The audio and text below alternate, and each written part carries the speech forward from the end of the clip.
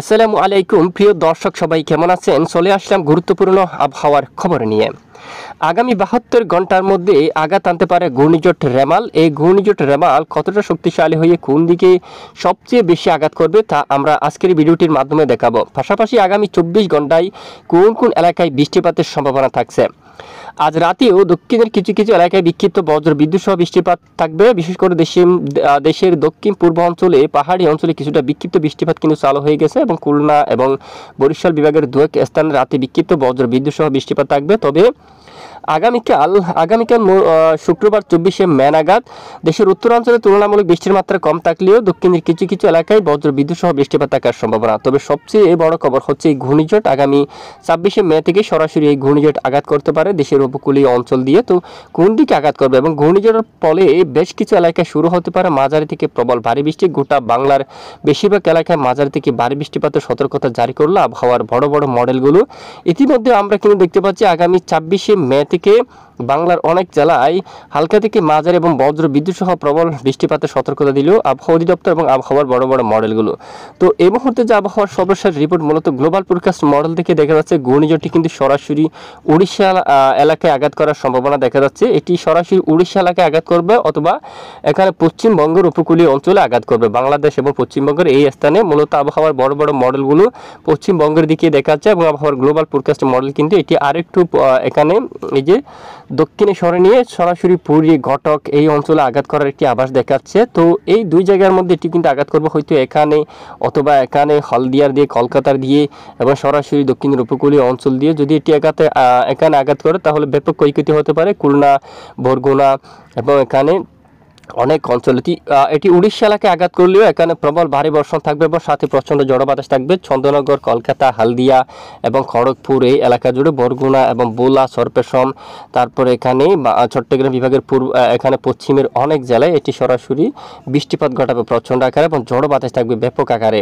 এবং আগামী 27 থেকে 28 তারিখের মধ্যে দেশের বিভিন্ন এলাকায় শুরু হতে পারে মাঝারি থেকে ভারী বৃষ্টি। আবহাওয়ার ইউরোপিয়ান যে মডেলগুলো রয়েছে সেই মডেলগুলোর তথ্য অনুযায়ী পশ্চিমবঙ্গের অনেক এলাকায় মাঝারি থেকে ভারী বৃষ্টিপাত থাকার সম্ভাবনা রয়েছে। চন্দ্রনগর, কলকাতা, হালদিয়া, খড়গপুর, বাঁকুড়ার দিকে শুরু করে এখানে চন্দ্রকোনায় যে কোলাঘাট এই স্থানের দিকে বৃষ্টিপাত থাকবে মাঝারি থেকে ভারী এবং ডায়মন্ড হারবার, হালদিয়া, কাতি এবং শ্যামনগর থেকে শুরু করে খুলনা, বাগেরহাট, বরগুনা এবং ভোলা এখানে বেশ কিছু এলাকায় তখন মাঝারি থেকে ভারী বৃষ্টিপাত হবে। আমরা আরও একটি মডেলে চলে যাচ্ছি বন্ধুরা। ইতিমধ্যে আমরা সরাসরি আবহাওয়ার ইউরোপিয়ান এশিয়ান WF মডেলের রিপোর্টে কিন্তু চলে আসছি, সর্বোচ্চ নির্ভরযোগ্য আবহাওয়ার মডেল এটি। তো এখানে আমরা দেখতে পাচ্ছি মূলত বৃষ্টিপাতের যে সম্ভাবনা, এই যে এই ঘূর্ণিঝড়টি সরাসরি আঘাত করার একটি স্থান দেখাচ্ছে বিশেষ করে পশ্চিমবঙ্গ এবং উড়িষ্যা এবং এখানে বাংলাদেশের এই যে দক্ষিণের উপকূলীয় অঞ্চল দেখুন আপনারা।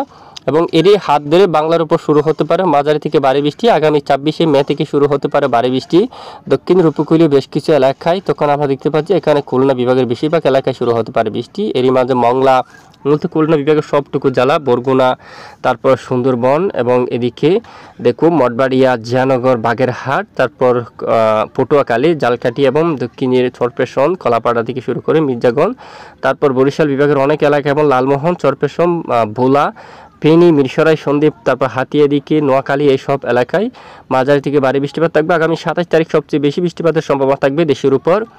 দেশের উত্তরাঞ্চলে ভালো বৃষ্টিপাতের আভাস কিন্তু রয়েছে। মাদান, ময়মনসিংহ, কিশোরগঞ্জ, বাগমারা, নেত্রকোনা, এখানে ময়মনসিংহ, সরিষাবাড়ি, রাজীবপুর, গাইবান্ধা, ঘোড়ারঘাট, রংপুর এবং দিনাজপুর, রাজশাহী বিভাগের সবটুকু এলাকা জুড়ে মাঝারি থেকে ভারী বৃষ্টিপাত থাকার সম্ভাবনা। এবং পশ্চিমবঙ্গের সবটুকু জেলার উপর দেখুন বর্ধমান, দুর্গাপুর, বাঁকুড়া, আরামবাগ এবং মিহিজাম সব এলাকায় মূলত মাঝারি থেকে ভারী বৃষ্টিপাত থাকার সম্ভাবনা। মূলত দুটি মডেলের আপডেট কিন্তু আমরা আপনাদেরকে দেখিয়ে দিচ্ছি অলরেডি। তো দেখুন এরপর 27 তারিখ নাগাদ কতটা শক্তিশালী বৃষ্টিপাত থাকতে পারে দেশের উপর। যদি এরকম আসে, যদি মহানবর হুকুম হয়, অবশ্যই শক্তিশালী বৃষ্টিপাত থাকবে দেশের বেশ কিছু এলাকা জুড়ে। এই মুহূর্তে দেশের একদম উত্তর পূর্ব সিলেট বিভাগের বেশ কিছু এলাকায় ব্যবসা গরম কিন্তু অব্যাহত রয়েছে। আগামী 26 তারিখ থেকে অনেকটাই কমে আসতে পারে। 26 তারিখ এবং 27 তারিখ থেকে একদম ঠান্ডা পরিবেশ হয়ে যেতে পারে। দক্ষিণের উপকূলীয় অঞ্চলে কিছুটা আংশিক ঘুমট গরম রয়েছে, যা আগামী 26 তারিখ থেকে একদম কমে যাওয়ার সম্ভাবনা এবং ঝড়বাতাস শুরু হতে পারে বেশ কিছু এলাকা জুড়ে। তো এ হচ্ছে আজকের আবহাওয়ার রিপোর্ট। আমরা নজর রাখছি, পরবর্তীতে কোনো ধরনের পরিবর্তন আসলে সঙ্গে সঙ্গে জানাবো। তো এতক্ষণ আমাদের সঙ্গে থাকার জন্য ধন্যবাদ।